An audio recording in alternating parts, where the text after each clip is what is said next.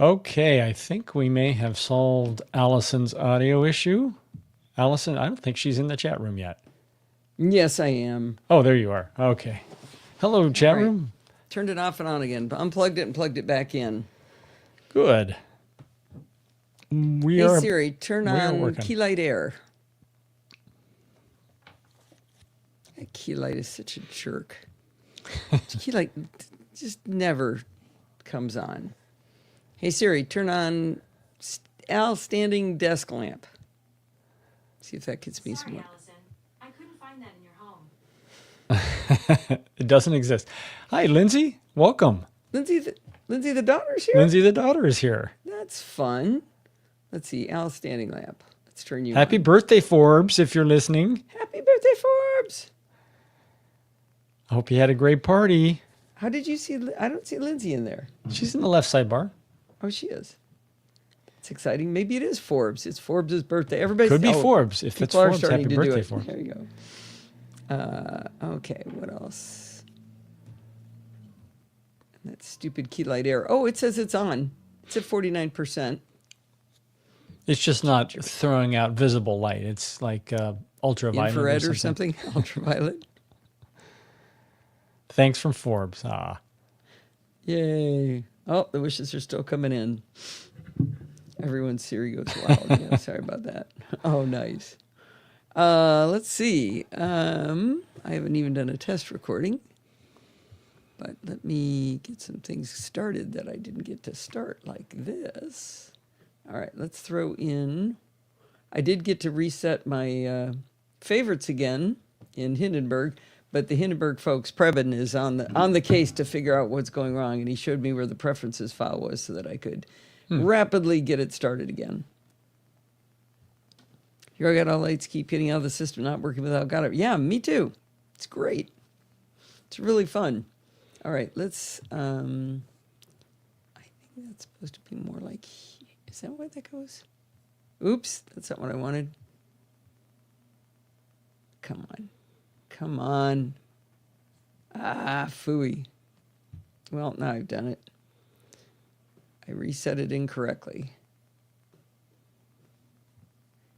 Are you still there, Steve? I'm here. Just being quiet while I'm messing around here? Yeah, it's very entertaining. I don't know if you guys can see, but can you see blue when I'm moving this thing around? Move it again? No? I'm moving it right now. I see the cursor moving, but I don't see blue. Oh, now I see blue. Yeah, that's not supposed to be there. It's supposed to be on the sidebar. Oh, there it is. That's where I want it. There's your blue. That's where I like it. All right. All right, let's do a little test recording here, shall we? Okay. It's a pretty wide timeline. There we go. All right. Hi, this is Allison Sheridan of the NosillaCast podcast, hosted at podfeet.com. Happy birthday, Forbes. All right. Let's see. Hi, this is Allison Sheridan of the NosillaCast podcast, hosted at podfeet.com. Is that good? Is your volume a little low? A little low? It's going into the yellow, but it's not going in red at all. Normally I see it peak in the red. That's one more. All right. All right. I think we'll be good. All right. I think it's time for a roll call. Oh, roll call. Yes, that's what I almost forgot. We've got Kevin and Seamus right back from seeing the Fantastic Four, and our good friend Bruce from Alabama, and Mike and Jill, and Lindsay the daughter, John, and Sutter, and Ron and Sandy and Steve and Zoe. All right. Getting everybody's names from their handles is always interesting. Very fun. All right. I think I'm ready to start if you are. I am. All right. Here we go. Places, everyone.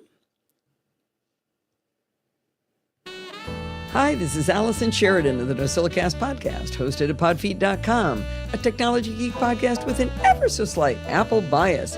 Today is Sunday, July 25th, 2025, my grandson Forbes' birthday, and this is show number 1055.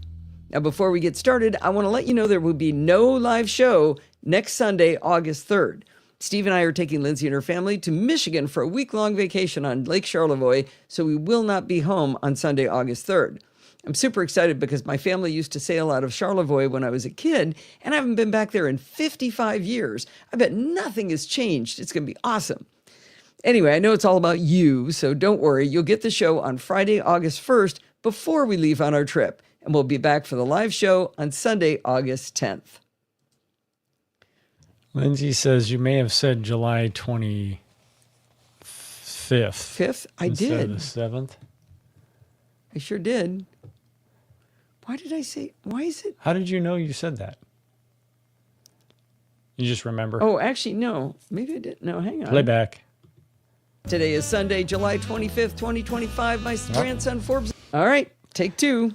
Well, his birthday is the 27th, not the 25th, so. That's why she knew it. Yeah. Okay, here we go. Hi, this is Allison Sheridan of the NosillaCast podcast, hosted at podfeet.com, a technology geek podcast with an ever so slight Apple bias. Today is Sunday, July 27th, 2025, my grandson Forbes' birthday. Happy birthday, Forbes! And this is show number 1055.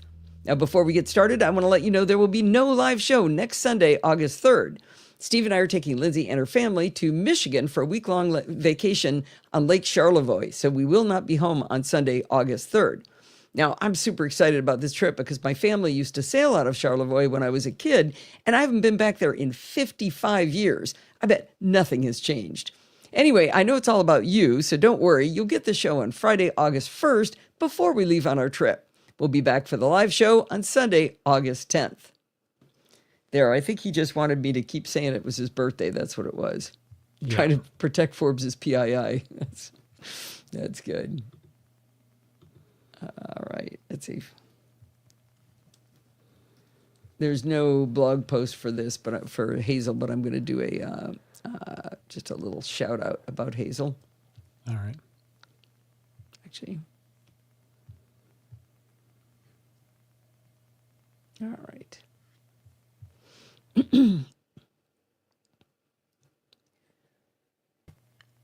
Wait. What? Do you need a jingle? I was thinking about it, but I don't think so. No jingle. I mean, I've kind of just started, you know. Okay. Jingle I us. don't usually jingleless. I don't usually do one right before the first thing, right?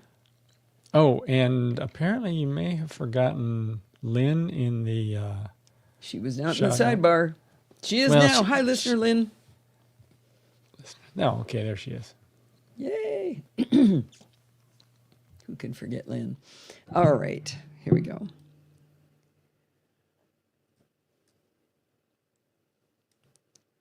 "15 years ago this week, I started to use the app Hazel from Noodlesoft.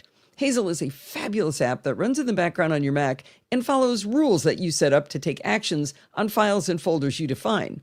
My biggest use case is that I create a lot of very large files when I record the podcast, and often multiple copies of each file get created. For example, this week's Chit Chat Across the Pond folder alone has 2.3 gigabytes worth of files in it. Well, I created rules for my audio file folders that tell Hazel, after 2 weeks, just move those files off my local disk and onto the Synology, which is my network-attached storage. Now, a few years ago, I made it even snazzier by adding a shell script to those rules that checks to see first if my Synology is on the same network. The problem I was trying to solve is I don't want it running and erroring out when I'm on travel. So it would try to run and it would go, I can't find the Synology. So now, if it finds the NAS, then it mounts the drive so the files can seamlessly slide over and keep my disk from getting full. But if it can't find the NAS on the network, it just silently doesn't do anything. Now, years ago, David Sparks and Katie Floyd pretty much led the paperless revolution where many of us began to scan in all of our old paper bills. They were champions of using Hazel to automatically recognize a scanned document by the OCR text and to rename the bill with who it was from and the date of the bill. Steve uses this technique to this very day to take some of the dreariness out of our renaming. Now, years ago, David Sparks and Katie Floyd pretty much led the paperless revolution where many of us began to scan in all of our old paper bills. They were champions of using Hazel to automatically recognize a scanned document by the OCR text and then rename the file with the bill of that, like who it was from and the date on the bill. Steve uses that very technique to this day to take some of the dreariness out of our remaining paper bills when he scans them in. Now, over the years, I've pestered developer Paul Kim, who calls himself Mr. Noodle, and I've pestered him with endless questions, and he's always been there for me with a quick response. Now, my favorite thing with Paul, though, was when I did a talk at Command D many years ago. It was a conference put on by Sal Segoyan, and in my talk, I explained my process of keeping my files from building up by using Hazel, and Paul turned out to be in the audience. That's always tough because you're like, oh man, did I say things stupid? The developer's sitting right there.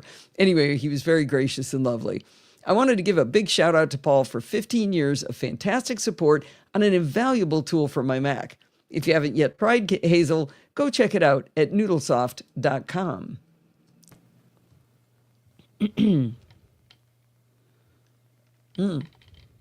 Ron says he uses Hazel to clean up his downloads folder. Anything still hangs around there after a week, it's moved to an old downloads folder per year. Since downloads is my default location for scans from ScanSnap, all those paid bills images get automatically saved.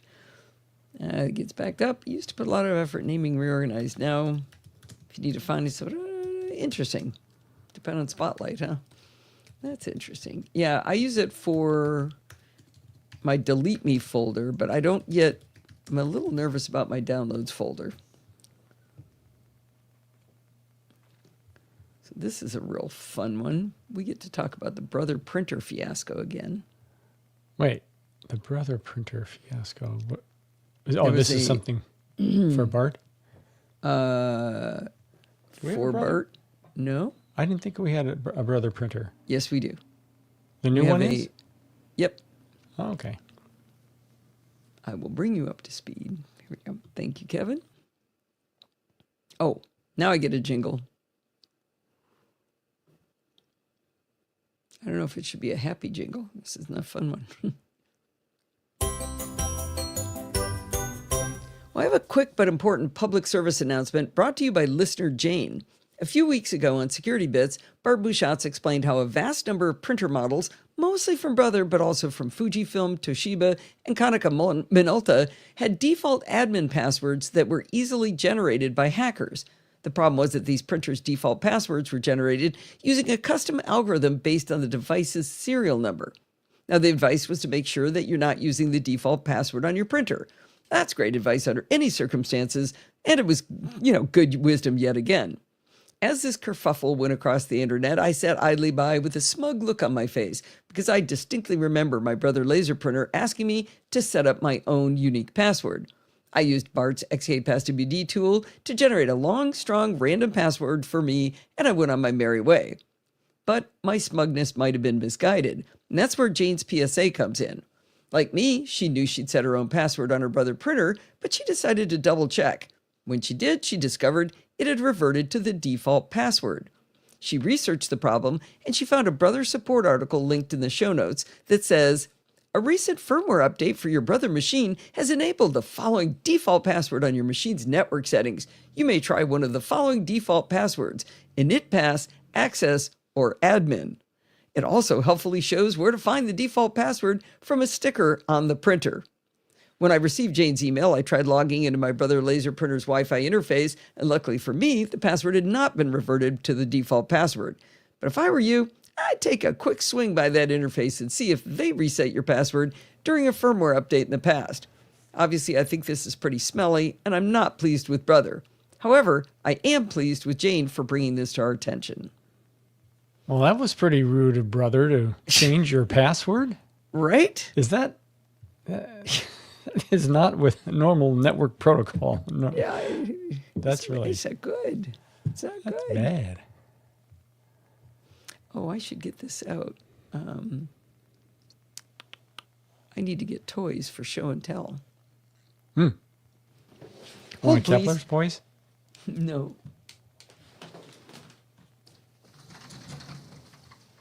I'm hearing rustling in the closet.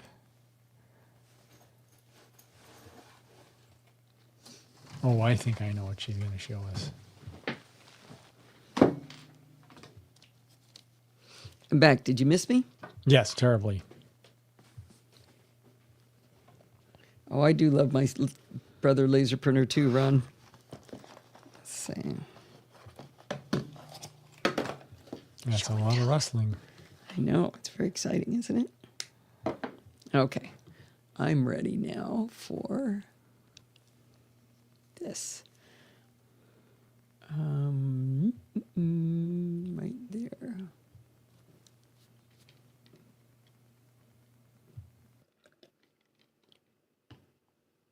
With Jane for bringing this to our attention.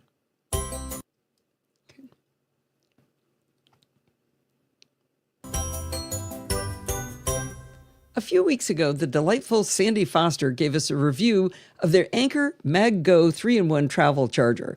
I was intrigued, so I picked one up for myself. I have to agree with Sandy. 3 enthusiastic thumbs up. What surprised me most was how small and compact this is. It fits in the palm of your hand, and yet when it's unfolded, it expands significantly to reveal the 3 chargers. Guess I should have been scrolling before I kept playing. So it opens up like this for your phone, and then underneath, that's where it's got the watch charger, and then that's for your AirPods. Oh, Steve, what does Allison say? So one of my favorite things to say when I do presentations is I'm not always right, but I'm always entertaining. And Kaylee had shirts made for me and Steve that say that.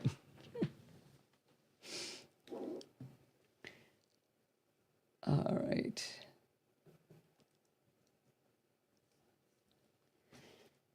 Thanks for drawing the attention to it, because I meant to tell you guys. I love how the Qi 2 charger positions the phone perfectly for nightstand mode. Sandy mentioned that she uses it like this to see the clock during the night, and so do I. The Apple Watch charger can hold the watch up at an angle, or you can just let it lie flat. Since the watch charger comes out of the back, it really doesn't matter how you mount it because you can't see the watch with the phone in place. Now, I'm not an AirPods user, so I can't really comment on the third charger, but I assume that it works just fine. Now, my only complaint with the Anker MagGo 3-in-1 travel charger is that the included 15-watt USB charger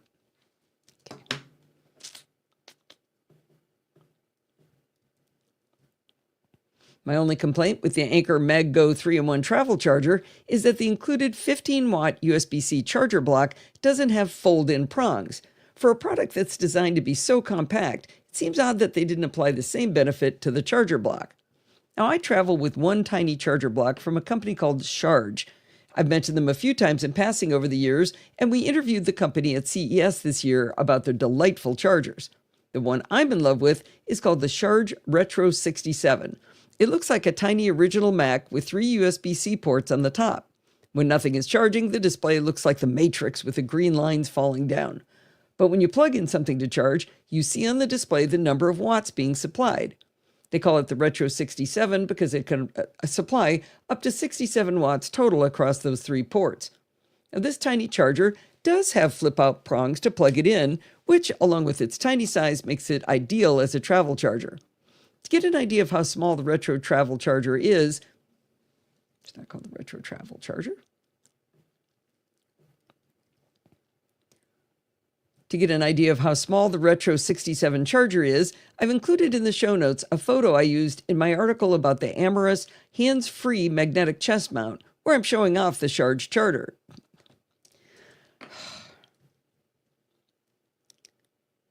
To get an idea of how small the Retro 67 charger is, I've included in the show notes a photo I used in my article about the Amorous hands-free magnetic chest mount. In the photo, you can see I'm showing off the Charge charger through the mount. You can see I'm holding it between my thumb and forefinger, if that helps you get a feel for the size. Now, instead of what is wrong with my tongue? I'm drinking water. Maybe not enough.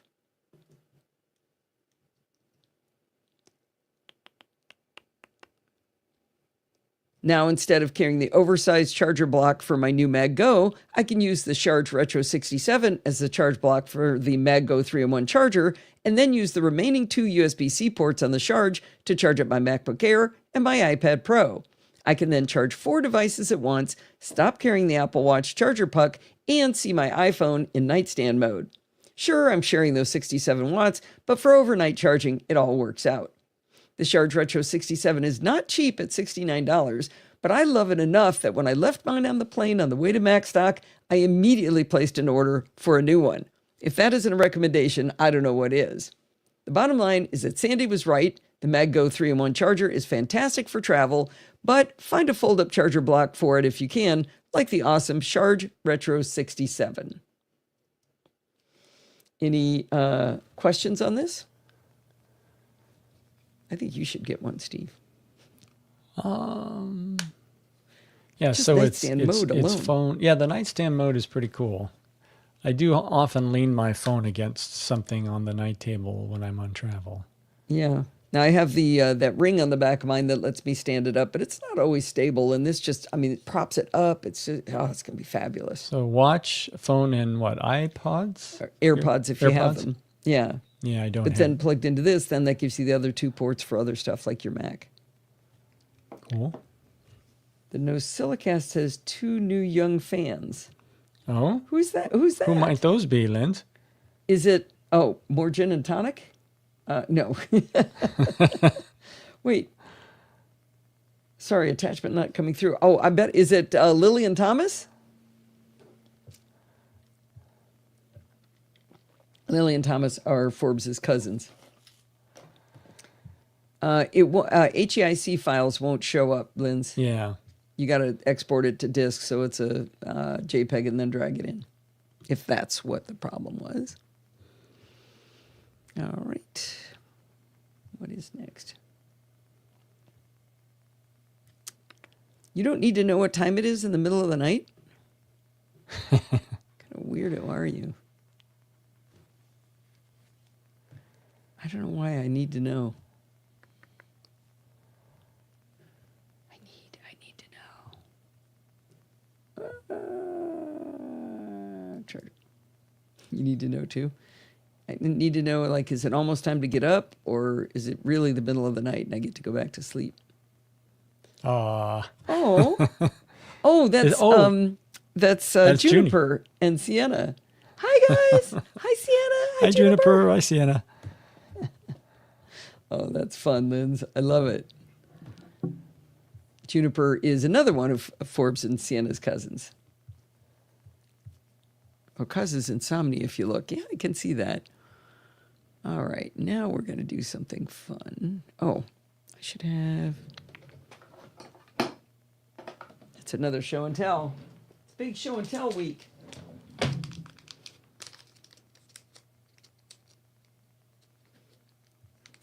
Let's see. But how do you know if it's the middle of the night? Maybe it's time to get up. Okay. Okie dokie. Here we go.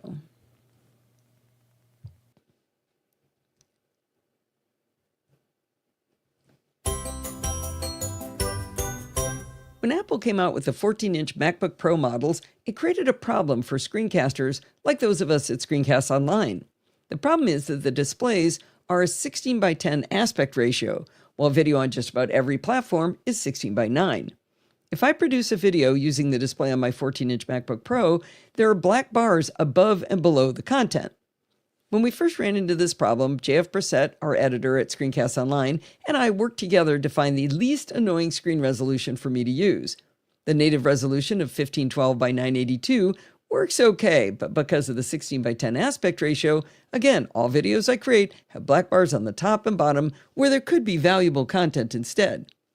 JF recently found a great solution. He saw a video by Chadwick Schultz, a great DaVinci Resolve educator on YouTube, according to JF, in which Chadwick explained that you can use a tiny, inexpensive piece of hardware called a virtual What is wrong with my tongue? Called a Virtual Monitor EDID emulator. EDID stands for Extended Display Identification Data, or, as these are more colloquially known, a dummy HDMI dongle. I'll mix the two names and refer to it as a virtual monitor dongle. The device resembles a tiny thumb drive, but instead of a USB connector, it's got HDMI. This palm of your hand-sized dongle plugs into the HDMI port on your computer and fools the operating system into thinking that an HDMI display has been attached. This virtual monitor can be of a very high resolution and aspect ratio that your internal MacBook Pro display doesn't natively expose. As soon as I learned from JF about these HDMI dummy dongles, I tootled off to Amazon to look for one. Turns out there are zillions of them out there. I bought a pack of 3 4K UHD dongles for the grand total of $7 from a company I'd never heard of. By zillions of them out there, I mean 6 pages of them on Amazon. I'm sure all of the dongles I bought... No. Don't ad lib.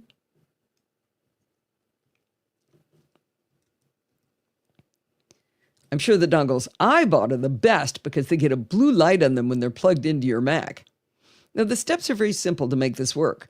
Plug the HDMI dongle into your HDMI port. Open System Settings to Displays. And now, instead of just your built-in display, you'll also see another, much larger display. The display created by the dongle I bought calls itself by the very catchy name AOC28E850.HDR. When selected, it shows an impressive list of resolutions, defaulting to 1920 by 1080, which is exactly what we need for screencasting. I can bring it down to as low as 1152 by 648, or as high as 3024 by 1964. Now, this is all interesting, but the real magic comes when you switch to your built-in Mac display on the Mac. Then choose Mirror for the name of the dominant... No, that's clumsy. Water.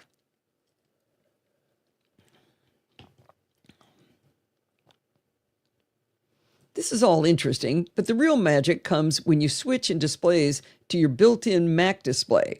Then you choose Mirror for and the name of the dummy display. Now, the internal display on the MacBook Pro will be the resolution of the virtual monitor, in my case, 1920 by 1080. This gives me black bars on the top and bottom of my built-in display, but the final video that I make with the recording will not have black bars anymore. When I'm done recording, I can just pop the virtual monitor out of the HDMI port, and my MacBook Pro goes back to its normal resolution.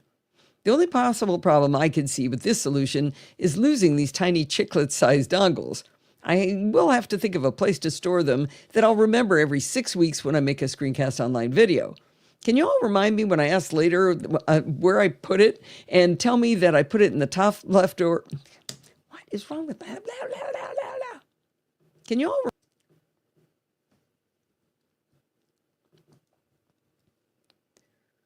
Can you all remind me when I ask later, remind me that I put one in my top left drawer of my desk in front of the pencil tray, and then one in my travel pouch of cables and dongles? I'd really appreciate that.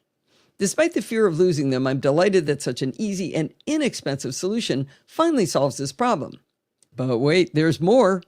Coincidentally, I learned of another use for virtual monitor. Okay. Yeah, exactly, Mike.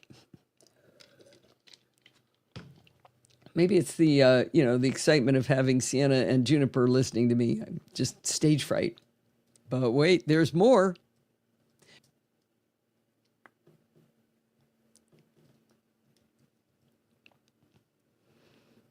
Coincidentally, I learned of another use for a virtual monitor HDMI dongle right around the same time that JF told me about them. As you know, I listen to the awesome Double Tap podcast hosted by Stephen Scott and Sean Priest. On a recent episode, one of their listeners, Jeff Armstrong, sent in a really cool solution to a problem he had. Jeff likes to watch the... No, he doesn't watch it. That's the whole point of the story, is he's blind. Jeez. Jeff likes the Apple TV for its content, especially the Apple Podcasts app, and also to play Netflix movies with audio descriptions. In order to use an Apple TV, you need to connect it to it. Okay.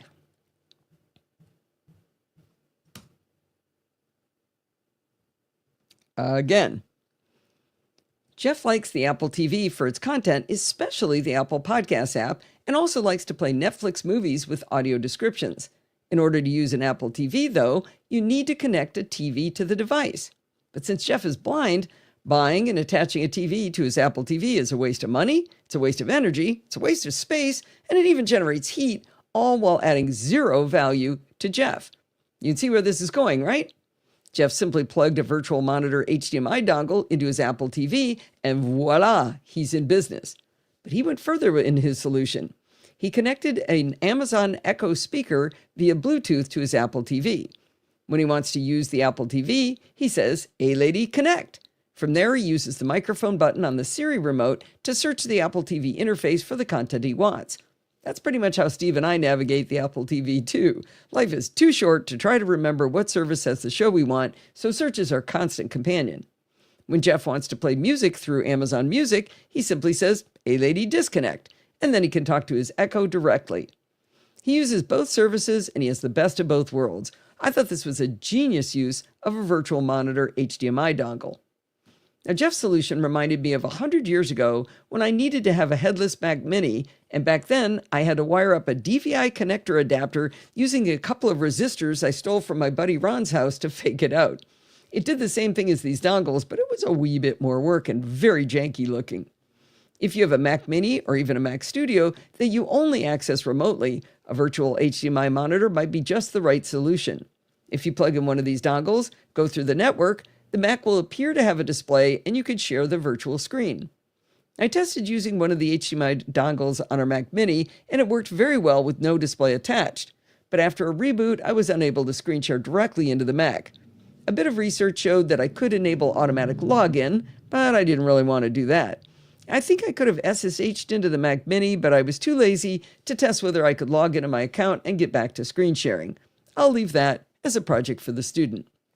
The bottom line is that these virtual HDMI dongles are inexpensive and can solve a whole host of problems. You gotta love that. There. Managed to make it through finally. 110 degrees? Yeesh. Yikes. Hate to tell you, but it was lovely here today. All right. Do you really hate it? Do I really hate to tell them? Steve. Lynn knows. 73. Yep. All right. And so does Pyman. This is going to be a short show. Yes, it is.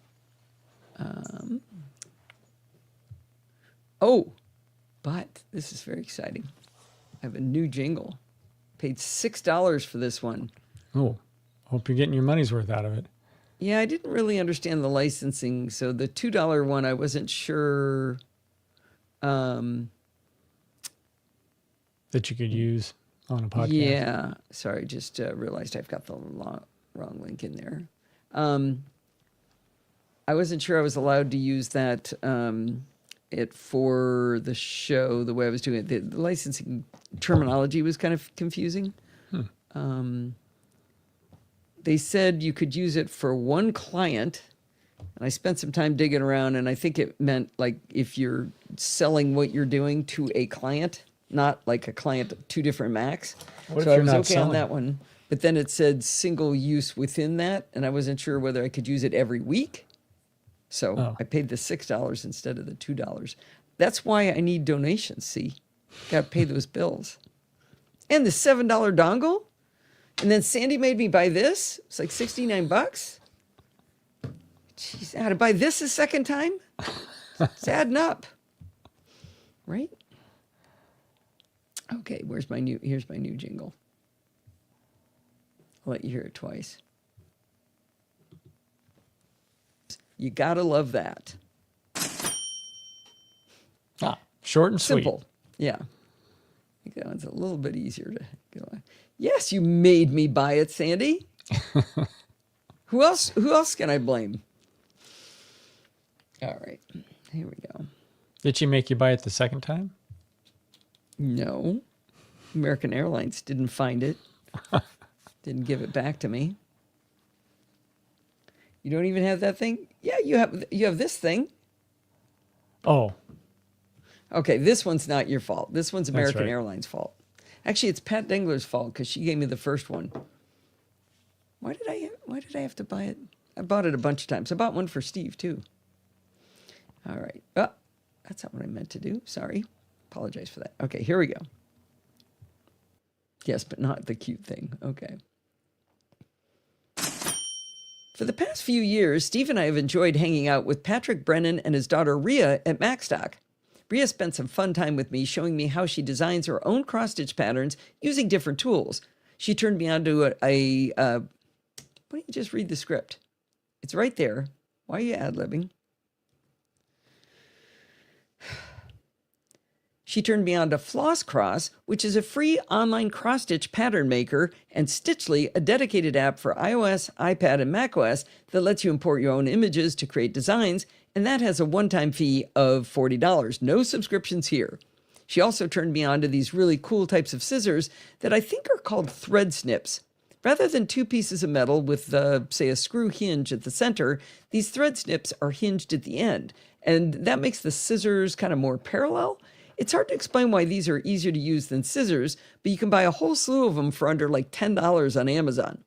Anyway, imagine my surprise that after all that fun at Macstock, Patrick sent me a lovely donation to help support the show, and he did it through PayPal. He didn't need to do that, of course, but it sure does help pay the bills to keep the show running. You too can be a hero like Patrick and go to podfeed.com/PayPal to make a donation like he did. Now, Sandy, why didn't you ever tell me about these? Or Lynn? Maybe they don't know. They may not they know do. about them. You'll hear. Thread snips come in many different styles. Love them. See, Sandy's never showed them to me, and neither has Lynn. I knew she would know it. I think those may work better because the angle is not changing as much as if, as the case where the hinge is closer to the blade. Yeah. The angle between the two is more parallel, longer. Right, but the reason that's important is when you're doing a thread, you're trying to cut right to like you've got fabric, and you're just trying to cut it so just that little thread stuff sticking up. Easier to get in there. Oh, Sandy says she's got another style even better. Oh, man. Since we're talking about Buzz, Blossom, and Squeak, Yes. I want to give a plug to Jill's, I don't know if it's the most recent episode, but a very recent one where she discusses comets and how to go see them, and it's pretty cool. And she gets into other space stuff. Yeah, you were watching her YouTube channel, right? Yes. Yes. Yes. And I was waiting to see whether he would be critical, because he sometimes can be. Who's he? Well, when he knows a lot about a subject, No, and this is Jill a subject nailed it. She got very it all. near. It's all accurate. Yeah.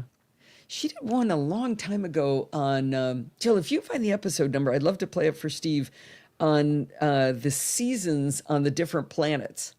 Like because of the rotation about the axis and how it's tilted and everything.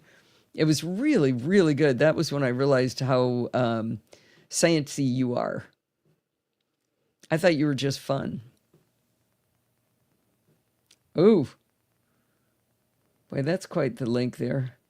By the way, a little hint. When you see that question mark, you can get rid of the question mark and everything after it. All those things, everything after the question mark is called a query string. Bart taught us about it in Taming the Terminal.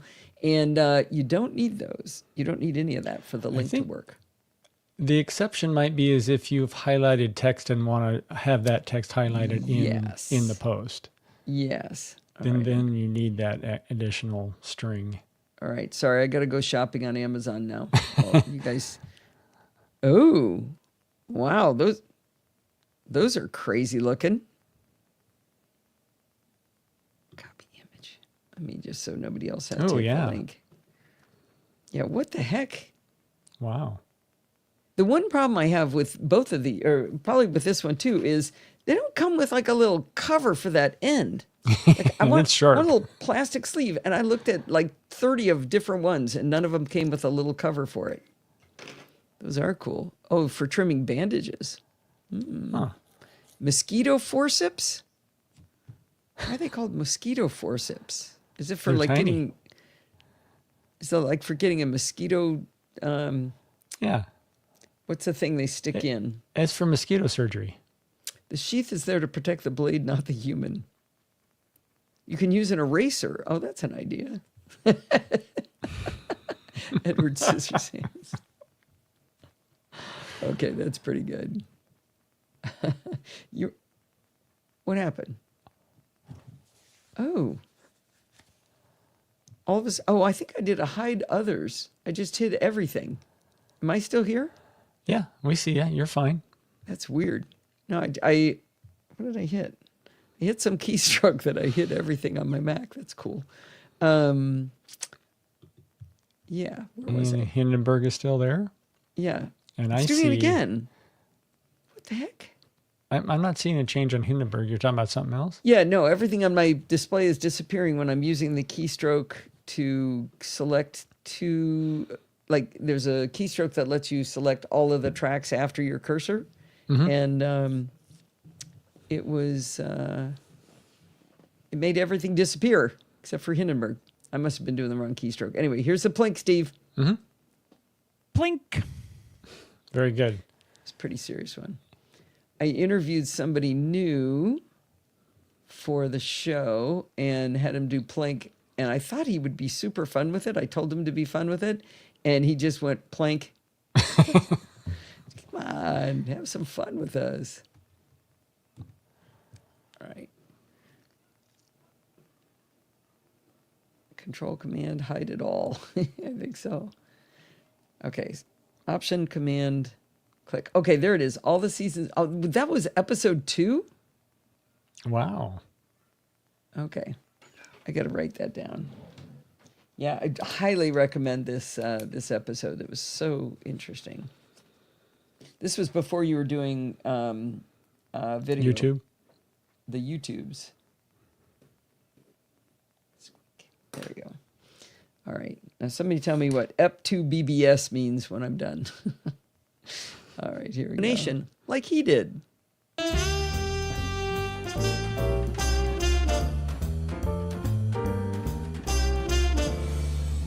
Well, it's that time of the week again. It's time for Chit Chat Across the Pond. This is episode number...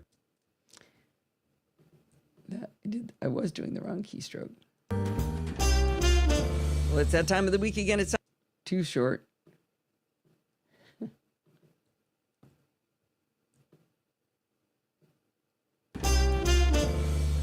Well, it's that time of the week again. It's time for Chit Chat Across the Pond. This is episode number 818 for July 25th, 2025, and I'm your host, Allison Sheridan. This week, our guest is Adam Engst of Tidbits, here to bring us more of his sage wisdom. How are you today, Adam? Parsley, sage, rosemary, and thyme wisdom. I don't know. We doing herbs today? There you go. There you go. Well, my favorite article that you've written in Tidbits recently, because it's a subject so near and dear to my heart, was the process that you went through to switch from a 27-inch iMac to a 14-inch MacBook Pro, and the approach that you took to a lot of it. And there's a lot of different parts to this, but we're going to start with, why did you feel like you needed a new computer? That 27-inch iMac was a beaut. Oh, it was. And man, I had a 2014 27-inch iMac before that. So I've been working on the 27-inch iMac for over a decade. Wow. Great machine. Love those machines. But the simple fact of the matter is it was Intel, and stuff was starting to not work. Like you can't get the ChatGPT app for Intel, for instance. Oh, okay. Apple Intelligence doesn't work. That's no great loss, but it will be. Either it will be, or just actually where it was a loss was I couldn't test certain things. Right. So like I Couldn't was using my M1 MacBook Air so that I could, I did know what Apple Intelligence did. I could try this other stuff. So I wasn't dead in the water. But it was pretty clear that the writing was on the wall for this Mac to be being phased out. And honestly, it was getting slower. I was getting the spinning pizza more often than I wanted to. And just in general, things were feeling a little iffy. There's also, we'll talk more about this, but there was some weight. There was weight of having used the same machine for I don't know how many, years of upgrades and moving data over and whatnot. And, I think I wrote an article about this. Like, I think I had 49 gigabytes of Backblaze backups, because it has to store some data locally to know about the backups. And that's not the backup. That's the data about the backup. That's the metadata. That's the data about the backup, right? And the drive was a terabyte drive. It was too full, or almost too full. But when I actually went and looked at a lot of stuff, I wasn't really using it. But it can be very hard when you do the kind of work we do, where you're testing a ton of apps. Believe me, I sort of need to look at Outlook for something. And I was asking Tanya if I could use her. She uses Outlook for work, so I can look at her copy of it. Because if I install Outlook and let it download my email, there's a gigabyte. It's like. Right. I don't want to wait. It's like every time I touch an email client, it's a couple of gigabytes of data that that gets stored forever until I try to hunt it down and root it out. And so there was just a little bit of time of like, okay, this is a good chance to get a new machine. And I put all the effort into the disk space thing because I was like, do I need a 2 terabyte drive? Right. And the decision was no, that I was actually just wasting a ton of space on Wow. cruft. I liken it a lot to being like every time you move, just boxing everything up and never throwing anything away and just taking it to the next place. And maybe lots of it just stays in boxes. And you think that you need it, but you realize you've moved 4 times and you still haven't opened that box. Well, and a lot of this stuff really is, like how many copies of my of local caches of my email do I need in different apps Oh, wow. that I don't use? Right. It's just like or I have apps that I literally don't know what they do because I've done that. I go, hey, what's that? I haven't even written. Like, I never even wrote it up. I installed it. I wasn't apparently interesting didn't enough. like it, and it's still there. Yeah. So obviously I could just like reinstall Mac OS and if I was on an extreme budget, yes, I could have just cleaned stuff up a huge amount. Probably would have made the Mac a little faster. But the fact is that it was time. That a 5-year-old Mac that's an entire chip architecture behind. It's time to move on. And Mac OS 27 again, isn't going to support it at all. Right. At the time, I don't think I knew that because it was just before WWDC. But, it was obvious that it was going to be Sure. 26, 27. One of them was going to give it up. And so, what I do, I need to be able to see the latest and greatest. Sure. It's not a productivity thing. It's merely a job function thing. So, Right. So now, I held on longer than I probably should have. with no 27-inch iMac ever on the horizon at this date, how did you choose what you were going to use next? Well, that was where it got really complicated because the thing that I did when I bought the 27-inch iMac from 2014 was I was like, oh my God, the Retina display, best thing ever. I love this. This is amazing. I want 2.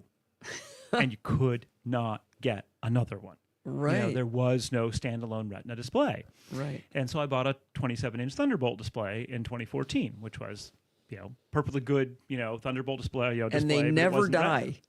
Those things never die. They don't die, although man, their cables, the Thunderbolt cables, tend to fray, and so I have trouble. We have 2 of them because Tanya bought exactly the same thing I did, and they both still work, but you do have to be a little careful with the cables because the insulation has just I haven't had disintegrated. trouble with that. I shouldn't say they never die. I had a 24-inch that died at 35 months into my 36 months of Apple Care, and they no longer made the 24, so they gave me a 27, and that one is still running on a Mac Mini in our house. So basically, I've worked on 2 27-inch displays side by side since 2014. Mm-hmm. And so one of the things that I was like, okay, if I'm going to make this jump, clearly the only way to get Retina at the size I want. I mean, the 24-inch iMac, it's a lovely little machine, but you can't get a matching monitor for it. I'm a great believer in matching screens because then you get a single big rectangle Wait, desktop. there isn't a 24, is there? I thought there's only Isn't a that what we got now, the 20 or 24-inch 21 iMac? or something.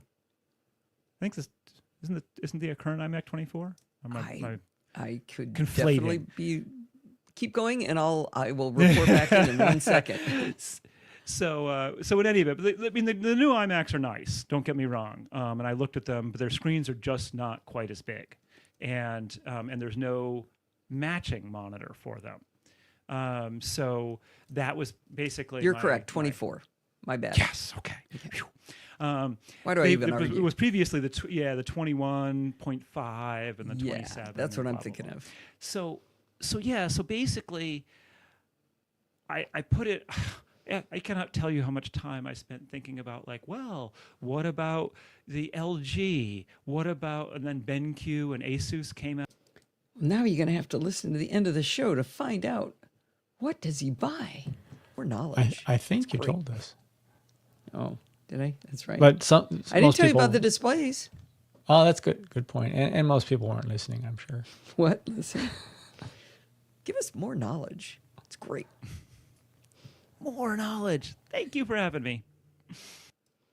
All right. There we go. All right, here we go. Oh. What was the guy's name? Patrick, right? Patrick? Patrick. Let me go into... Did I change it? Yeah, it's Patrick. But did I say it in... You said Patrick and his daughter, Rhea. Yeah, you can support the show or through PayPal. He did it through PayPal. Patrick. Yeah, I'm making sure I say it again at the end. All right. Okay, thank you. Get ready to count your chapters, Steve.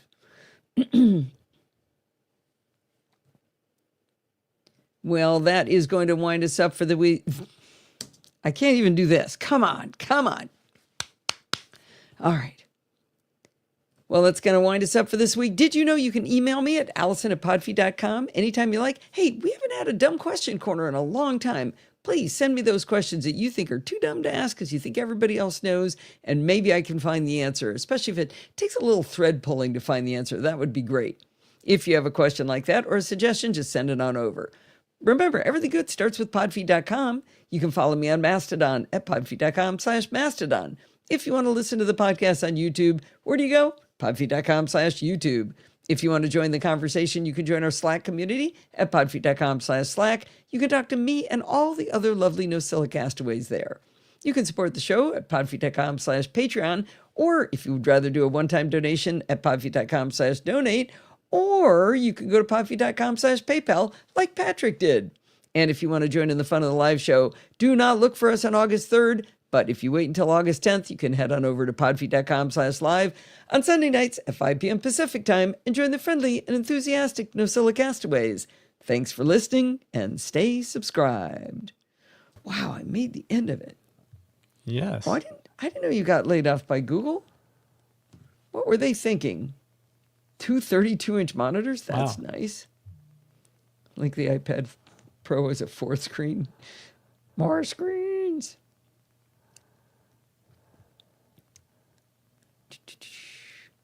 I got the Max because I needed the 4 terabytes of disk.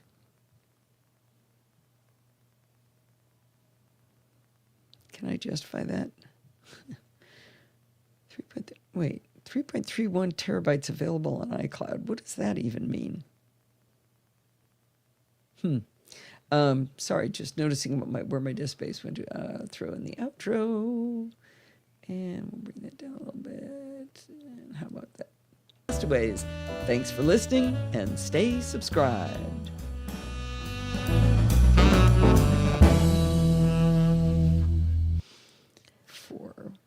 All right. Let's count the chapters. Let me do it the way you do. 1, 2, 3, 4, 5. 6. 6? Uh-oh. 15 Years of Hazel. Oh, that's not shown as a blog post. Oh, you went ahead and chapter It's marked. still, I told you it was a chapter mark, even though it wasn't a All blog right. post. 6. Actually, I'm going to make it a link. It'll be 3 times it'll be in there. Hope I got it right.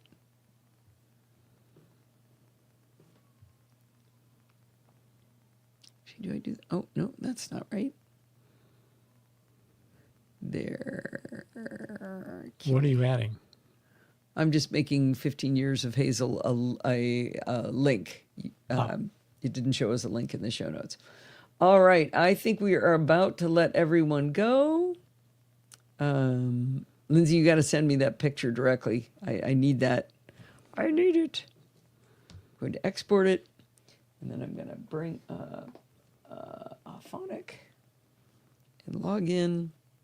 I spent 3 hours today writing an automation that's going to save me probably a minute and a half every 6 weeks. It was so much fun. How's that time calculator coming along? Hey, actually, that was another. So that was another one. Grumpy was my hero on this. I don't know if you guys remember, but I've been working on my Time Adder app for years. Elapsed time working on it is probably like 2 or 3 months of actual coding time, and this week was it? Well, this new guest you haven't heard about yet turned me onto an app called Cursor that's built on top of the Visual Studio Code platform because it's open source from Microsoft. And it's basically a coding engine where you just tell it what you want to do, this whole vibe coding thing. And in 4 prompts, I built a completely functioning Time Adder app. It's not quite as slick as mine, but I was really depressed about it, and I posted in Slack about it. And Mike pointed out that since these tools, these LLMs have all been trained on all of the open source information out there, and my tool is open source, it probably learned how to do it from me. And that's why it was able to do it so fast. Start looking for common lines of code in the one it built for you. I should. I wonder whether there's much similarity. Maybe you can find your specific comments in there. Yeah, no, it didn't do much commenting. It did it Probably more wouldn't. efficiently. It was just one file. So, yeah, pretty tiny. So, anyway, all right. I think I'm already ready to start exporting. I've already exported up to, that's when I hit the start production button twice. Come on. You really stretched this one out. It's almost 6 I know. Pacific time. I'm hitting start production and it's not doing it. Please correct the errors above. What errors? Please add a file. I added the file. Maybe I didn't. It's going. You forgot the file. Fool. Fool. All right. Now I've chosen the file. Fine. It's picky. All right. It is 5:58. It's time to say goodbye. We still don't know what Allison Shirt said. Yes. Oh, I stood up once. I'll do it again. It says, I'm not always right, but I'm always entertaining, which is a tagline that I say when I do presentations to user groups. And Now you can wear the shirt when you do. yeah, no, I didn't have to say it. And Keely bought it for me. Actually, bought one for Steve too. She said there's these stores in Japan where you just go in and you can type out anything you want written on a shirt, and it prints it right there. Oh, thanks, Kevin. That's the best picture Steve got of me on stage. No, it is not the best one. It is so. It's the funniest. It's the only one in focus. I think your phone was like on portrait mode or something, and so it didn't let enough light in. You were being All right. very expressive. Yes. I bet Bob Wood got a good picture of me. I'm going to ask him. All right, everybody.